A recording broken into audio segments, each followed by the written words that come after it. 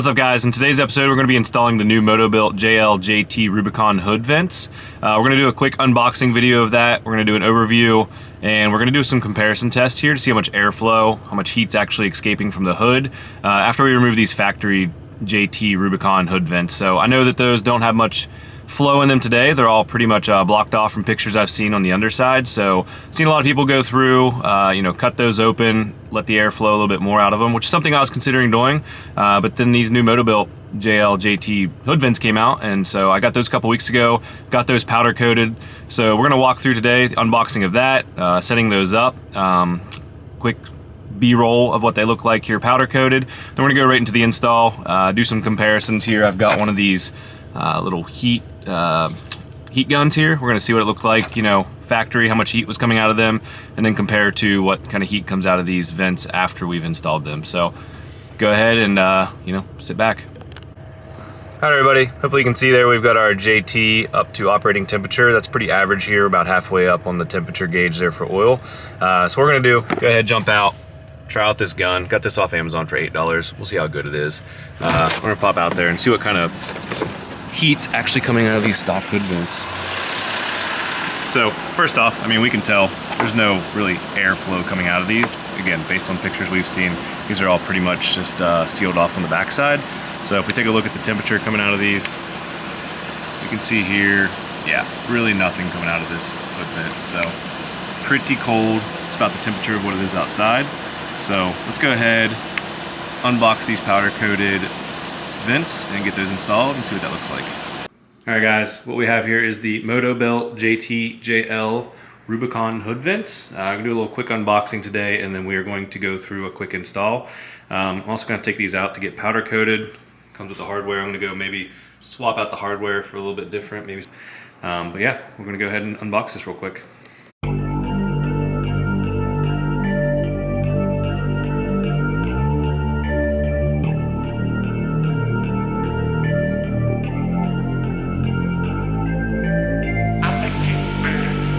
Alright, got all the hardware, good to go there, big old bag, got the actual vents, little Motobilt logo, not bad. Alright, little trim pieces, underside, maybe the top side, and the rain drip guards, the pans for whenever if you're worried about getting rain in under your hood on your motor, you can put these in. I think I'm probably going to leave them off from what I've seen, but do as you want. Choice is yours. I'm probably not going to powder coat these. Not worth it. Not going to see them. We'll see. All right, so I looked up the instructions here on Motobilt's website. Nothing too crazy. It's going to bolt together pretty easily.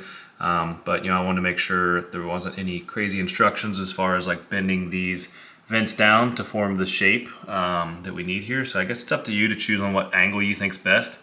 Obviously, you've got a little bit of room to work with here as far as like how much material thickness is in there to bend it. Don't break them off. But I think it's wise to probably get these bent before we go to powder coat or paint, because I don't want to be bending these afterwards and letting things crack on us. So I'm gonna go ahead and get that going now. All right, I'm gonna give it a shot here. I'm just gonna try to hand bend these, see how it goes. I think I can just apply some pressure with my thumb, get that bend in there. You can see there we're starting to get that bend. Not too bad. Might go a little more. See how it goes. Like I said, I don't want to break these things. Apply some pressure from either side. I think I've got it steep enough there, which I don't mind that. I think that's pretty good. Guess I'm assuming everything put together, it's not going to hit the bottom of the tray here.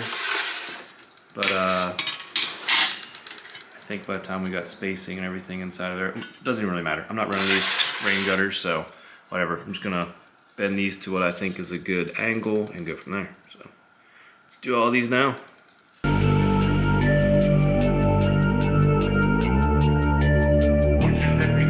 See how it sits. They all sit pretty level. Not bad. Do the last one.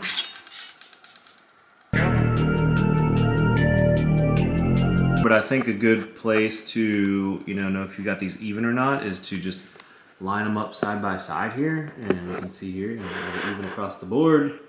I think they look pretty good, pretty even, pretty flat. Ain't gonna get much better. Look all right to me. So, alright, let's go get these powder coated. Here they are after they came back from powder coating. Tell they look pretty sweet. Did some gloss black. Got a little bit of dust on them, but no biggie. Let me bring them out here in the sun so you can see. So, got that gloss black. Looks pretty sick.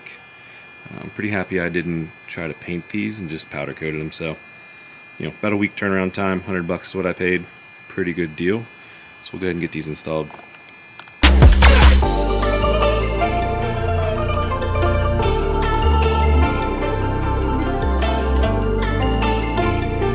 First thing we gotta do is take this thing, this old hood liner out of here. I'm just gonna take mine and trash it. I know a lot of people think they protect the paint, fall in the engine in case of a fire. I don't know. I'm just getting rid of it. It soaks up a lot of heat, and I've not ran one in my JK for a long time, and it's been fine. Nothing ever happened to the hood there, so I'm gonna get this hood mat taken out in the trash, and then we can start taking out the stock vents.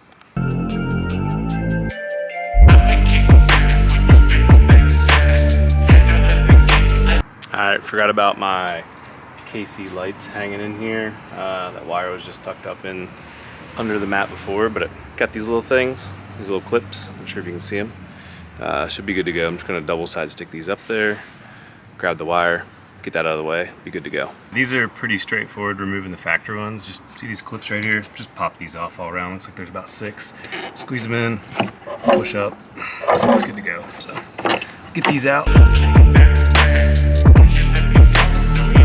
I hope this really starts to show the good difference here between the Motobilt on the left and the factory on the right. I mean, obviously you can tell why people have gone in here and cut out the bottom of these trays. One small hole there, not much air coming out. Got this one kind of staged, ready to go. As far as I can tell, Motobilt does a pretty good job not having to drill any holes in the hood. Everything pretty much just sandwiches together. There's some spacers in here to get things going. But basically, this one will drop down into your existing hood hole. This one will be sandwiched on the bottom with some spacers, and then this trim piece on top to hold everything in, and then some bolts here. This is the factory, or this, not the factory, but these are the ones Motobilt sent over. Didn't really care for the look, so I went ahead and just found these on Amazon, some blacked out ones. Wanted some gold, but this was the best choice I could get, so go ahead and install this hardware. There's also like a drip pan that comes. I can show you that too, but I'm not sure if I'm going to install these. So some drip pans here that go on the bottom side if you want to prevent rain and mud coming in. I think I'm going to leave those off. We'll see how it looks when we install. Maybe put them on later. Alright, you can see where I got the trim piece, and the vent inside of here was correct. Didn't have to drill any holes, fortunately. So bottom side here, you can see clearance all around. No holes had to be drilled. So we're gonna go ahead and put that bottom piece on here and sandwich it up. I got the first one in, not gonna lie, it kind of sucked. It was a little bit tedious. Definitely could benefit from using a second person and an extra set of hands. But yeah, I was able to get these all in here. You can see where I went ahead and just installed these kind of extended ones that threaded on the bottom here. So in case I want to down the line, just pop on this drain tray. You know, 4 easy bolts, 4 easy screws, I can have that on there. So, you know, maybe if I'm anticipating a lot of rain, a lot of dirt, a lot of mud, we can toss these on there for protection. But right now, you know, you can already see it's pretty dirty in here based on just having them closed to begin with. So not really worried about it. Never been a problem in the past. I'm just gonna keep it open for now. Might put these on later, but here you go. Easy to toss on if you'd like to. Let's get this other side done.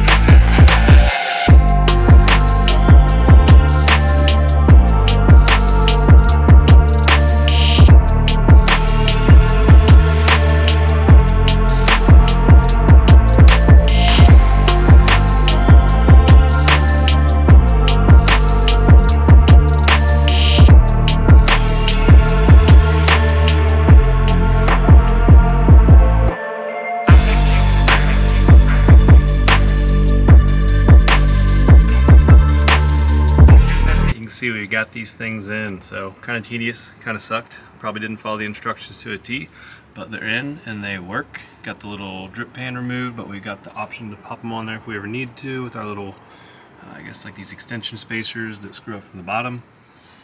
Both sides on, both sides good to go. One thing I'll say to watch out for is that I bent these too much before powder coat. Fortunately, I was able to unbend them back to what they were more, a little bit more flat. Otherwise, you know, I would have had to have had longer spacers, longer screws to get these to actually fit. So yeah, keep that in mind. Don't bend them too much.